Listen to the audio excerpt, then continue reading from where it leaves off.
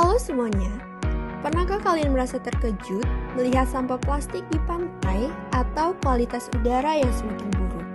Atau mungkin kalian pernah berpikir, bagaimana dampaknya terhadap kesehatan kita? Ya, pencemaran lingkungan bukanlah masalah yang jauh dari kita. Itu terjadi di sekitar kita setiap harinya. Dan di kesempatan kali ini kita akan menggali lebih dalam tentang apa saja jenis pencemaran yang ada, bagaimana dampaknya, dan apa yang bisa kita lakukan untuk mengurangi masalah ini. Salah satu pencemaran lingkungan adalah membuang sampah sembarangan dan asap dari kendaraan.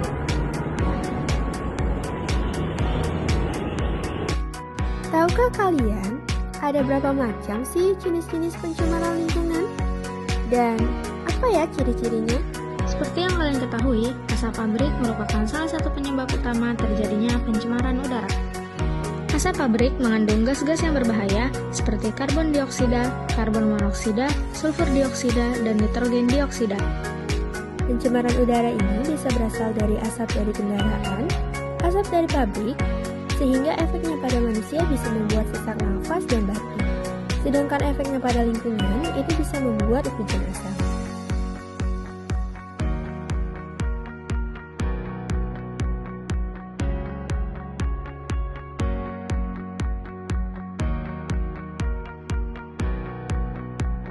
Krisis kesehatan, ekologi dan lingkungan. Dampak dari pembuangan sampah ke laut, terutama sampah plastik dan bahan kimia berbahaya, akan menyebabkan pencemaran yang dapat merusak ekosistem laut. Sampah tersebut dapat mengancam kesehatan biota laut yang ada pada ekosistem tersebut, seperti ikan dan mamalia laut. Kemudian, ikan dan mamalia laut itu bisa terjerat atau mengonsumsi sampah, sehingga mengakibatkan keracunan atau kematian. Selain itu, sampah juga dapat merusak habitat terumbu karang, mengurangi keanekaragaman hayati, dan mengganggu rantai makanan. Kemudian pencemaran tanah. Pencemaran tanah seperti sampah plastik yang sulit terurai, pestisida yang merusak kesuburan tanah, sehingga terjadinya longsor.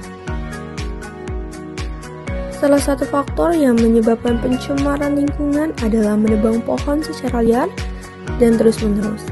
Hal ini dapat menjadi salah satu faktor penyebab pencemaran lingkungan karena tanaman kehilangan kesuburannya dan tidak dapat mempertahankan kualitasnya dalam menahan air.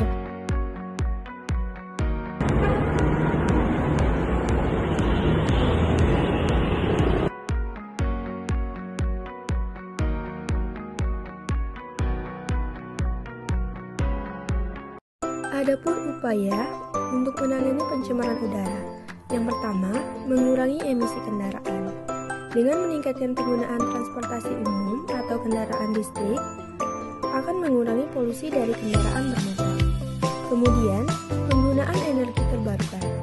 Beralihlah dari sumber energi fosil ke energi terbarukan seperti tenaga surya atau angin untuk mengurangi emisi gas rumah kaca. Dan yang ketiga, yang paling mudah kita lakukan adalah penanaman pohon. Menanam lebih banyak pohon untuk menyerap karbon dioksida dan meningkatkan kualitas udara. Dan selanjutnya, untuk upaya pencemaran air, kita mengelola limbah yang tepat, meningkatkan sistem pengelolaan limbah industri dan rumah tangga untuk mencegah pembuangan limbah berbahaya ke sungai atau laut. Kemudian, gunakan teknologi untuk mengelola air sebelum dibuang ke lingkungan agar tidak mencemari sumber air. Kemudian yang ketiga, edukasi dan kesadaran masyarakat untuk meningkatkan kesadaran masyarakat akan pentingnya menjaga kebersihan lingkungan. Dan yang selanjutnya yaitu upaya pencegahan pencemaran tanah. Kita bisa menjaga kebersihan lingkungan yang bisa dilakukan berbagai cara, seperti membuang sampah pada tempatnya, mengurangi penggunaan plastik, dan menanam pohon. Kita juga bisa memisahkan sampah organik dan anorganik untuk memudahkan proses daur ulang dan pengomposan.